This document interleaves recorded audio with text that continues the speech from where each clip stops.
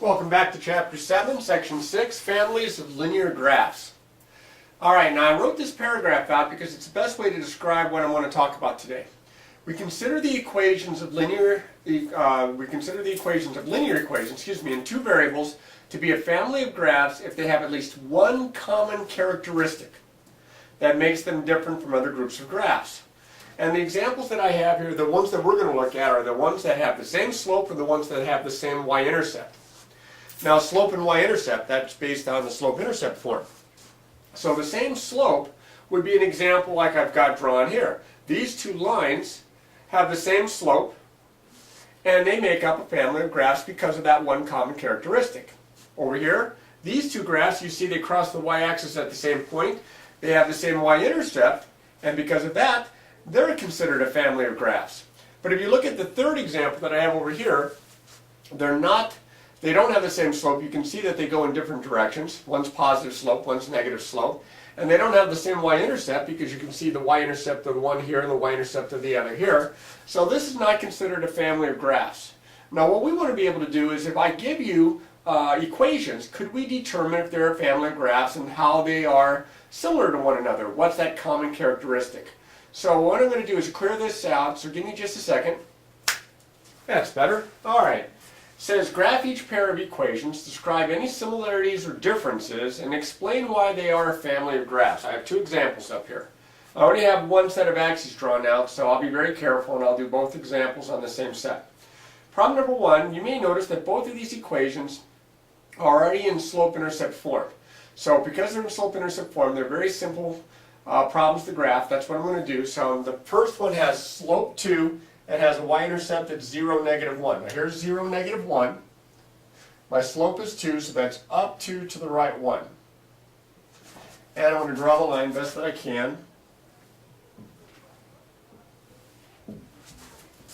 This one has slope 2 and it has y-intercept at 0, 3. That's up here. 0, 3. Slope is 2. That'd be up 2 to the right 1. Rise over run. And I'll try to draw this out.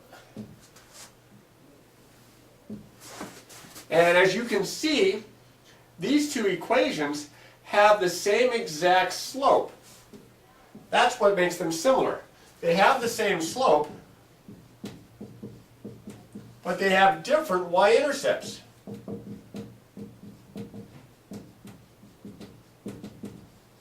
Okay? And yes, they are a family of graphs because they have the same slope. Look at the lines there. We're going to talk about this more in the next section. But notice with the same slope that the lines go up and to the right in the same exact slant. And therefore, these two lines are called parallel lines. But we'll talk more about that later. Let's try this example down here. I may need to erase that here in just a second. I have two more equations, also in slope-intercept form, which is very convenient for graphing.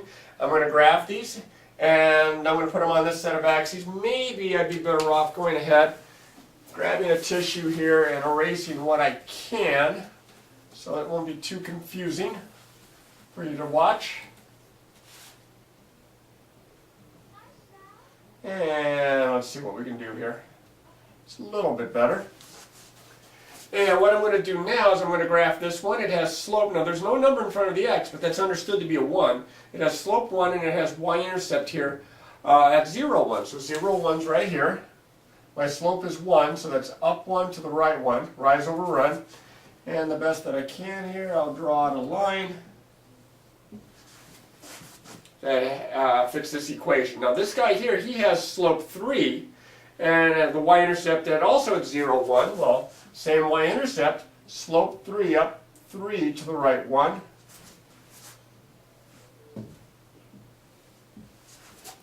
And as you can see, these two have the same y-intercept. They have different slopes.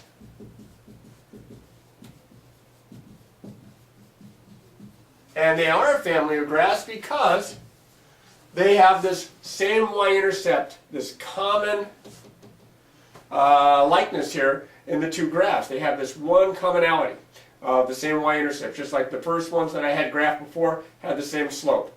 So let's try some more with these. Let me clear this off. There, that's much better.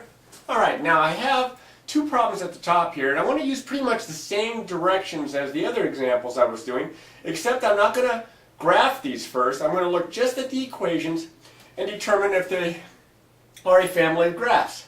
Now remember, slope-intercept form, y equals mx plus b. All of these equations are in slope-intercept form. I can identify the slope and the y value of the y-intercept for each one of these, the slope and the y value of the y-intercept for each one of these. So let's start with the very first set here. Notice that this one has slope -3. This one, although the number's not written in, would have slope -1. So the slopes are different. But notice here, the y value of the y-intercept is 4. The b is 4 here and here. So they have the same y-intercept. I can tell that without even graphing it just because the equations are in slope-intercept form. Therefore, yes, they are a family. Okay, over here, do you see how they have the same slope? The slope in the first equation is 2/3. For the second equation, it's also 2/3. They have different y-intercepts, but they have the same slope. Okay, so they're also a family of graphs.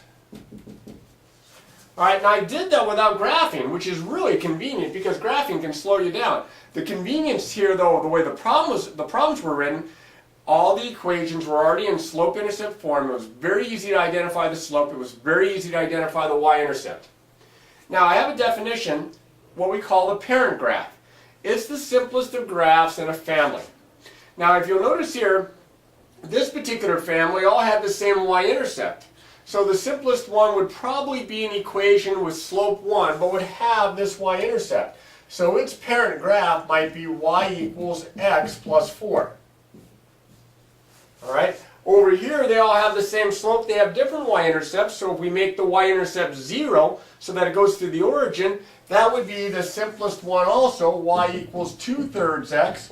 So that would be considered the parent graph of these. They're similar. I mean, parents and children usually look like their parents. The graphs look like this one. They just happen to have different y-intercepts. The graphs here look like this one in that they have the same y-intercept. They just happen to have different slopes. All right? So the parent graph is the simplest of the graphs in a family. Now here's an equation, y equals 2x plus 1, right here. Underline it. And I want to change this equation so that I get a family member here, so I get another graph that's in its family, so that the graph of the new equation fits each one of these two descriptions. So we'll start with A here. I want to keep the same slope, so the 2 stays. Remember, y equals 2x plus 1. The 2x here, the 2 is the slope, times the x. So I'm going to keep that part, y equals 2x, but I'm going to have a different y-intercept, because I'm going to shift the graph down 1 unit.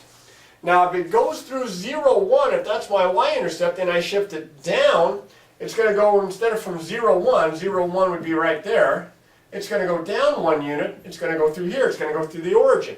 So I'm not going to put plus 0, but that's pretty much what the y-intercept is, 0, 0.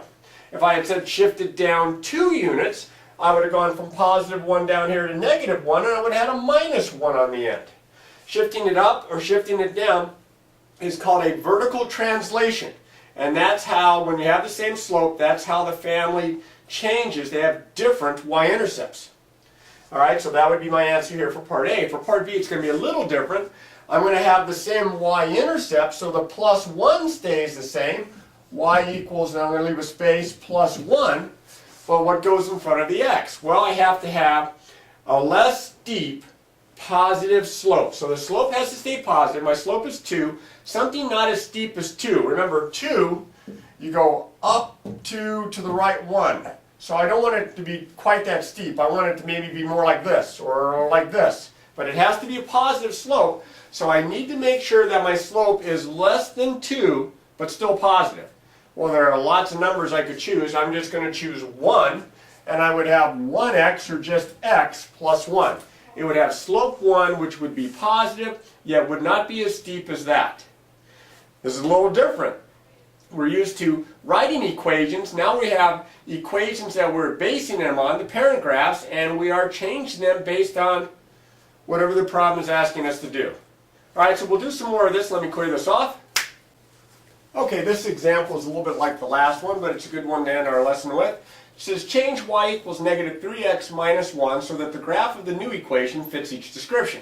Now this time we're going to have the same y-intercept, which is 0, negative 1, so y equals, now I need the negative 1 on the end, but I need a more steep positive slope. Now it's a negative slope. The slope is negative 3. The absolute value of that is positive 3. For it to be steeper, it's got to be greater than the absolute value of negative 3. It's got to be greater than 3. So maybe 4 or 5. So I'm going to put 4 in. It has to be a positive slope and it has to be steeper. So y equals 4x minus 1, y equals 5x minus 1, y equals 10x minus 1. All of those would have worked. Lots of acceptable answers here. Over here we have to have the same slope, so the slope stays negative 3. Okay, but we have to have a y-intercept that's shifted up or upward 3 units. Now my y-intercept is at 0, negative 1. If I move it up 3 units, it's going to go up to 0, up to 1, up to 2. It's going to have a y-intercept at 0, 2. So I need plus 2. Notice it's 3 bigger.